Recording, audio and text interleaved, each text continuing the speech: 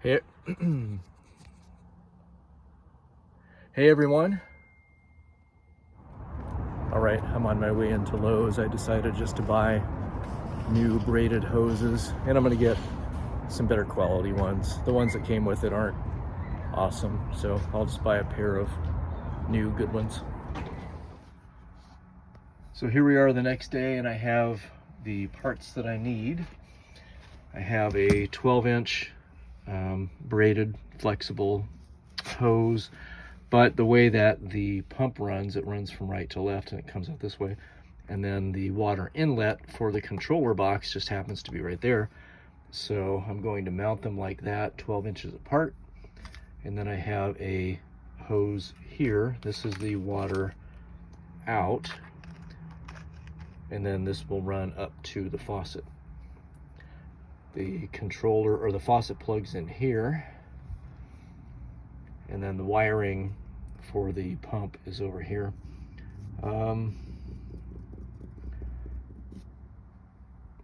I think that's good. I just have to make sure that I mount this first and then mark the holes for this at the actual mounting spot. And then this just angles. I wish this AC cord came off, but oh well. So I'm gonna get started. I've already marked a couple of locations to mount this box. So I'm gonna get those pilot holes drilled and get that mounted and see about getting the pump mounted. All right, we're making progress. I have the control box mounted there and the water pump set in place. I have to drill a couple more holes for the mount. I've got the water line secure in between. It's unfortunate that I decided to do this after the fact, just because it would have been a lot easier to do this with the sink out of the way. I have the sink sealed in place, so it doesn't really make any sense to take it out. But looks like it's going to work out. The water inlet for that pump is on the other side of the pump, and my 1/2-inch flexible tubing will come off facing the back and then go into the jug. And if I swap out the jug for a different size, you know, I've got plenty of flexibility for connecting it. This thing here, like I said, is just going to have to get secured and stay in place because it doesn't come off. And then this is the controller. So far so good. I'm going to take that pump off, get the other holes drilled, and start assembling everything. And then I need to worry about the wiring also. It's got this connector here. I have some of those, but I don't know if I have them here. I'm not going to permanently wire it just because there's the off chance that I have to remove the galley for some reason, and I just want to be able to unplug it instead of disconnecting wiring, and I just want to make it as easy as possible.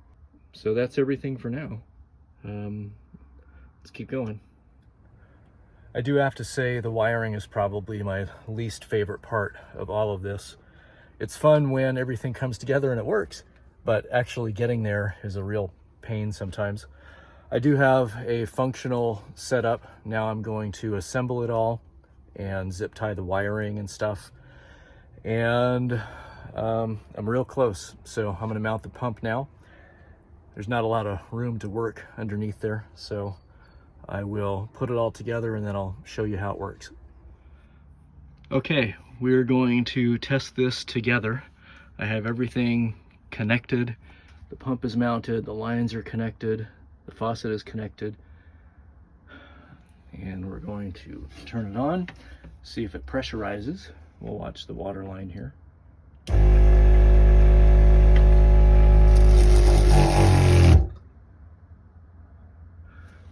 Pressurized, and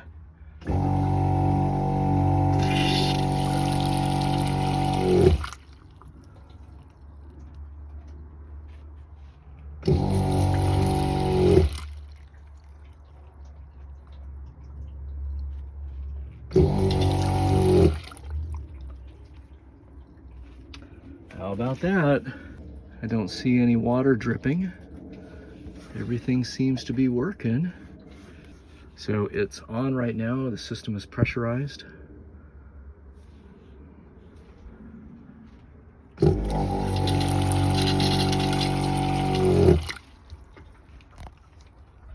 And while it's pressurized, it shouldn't be drawing any power. 0 watts.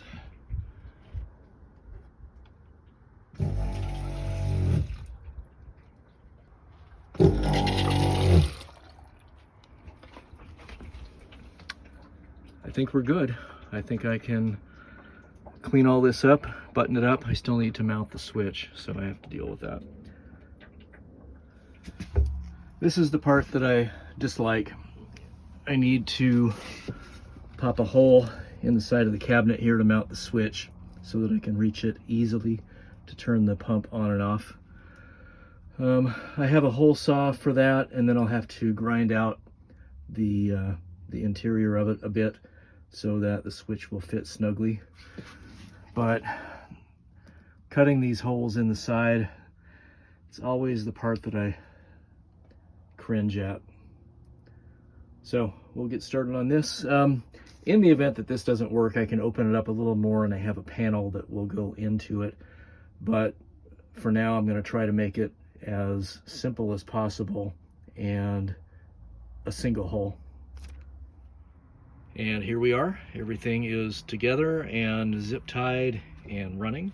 So the water pump is on right now. It's pressurized.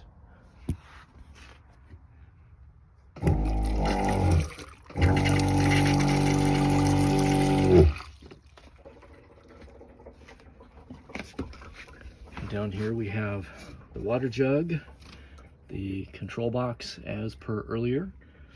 The AC cord is zipped up, the water lines, and then the wiring is up there.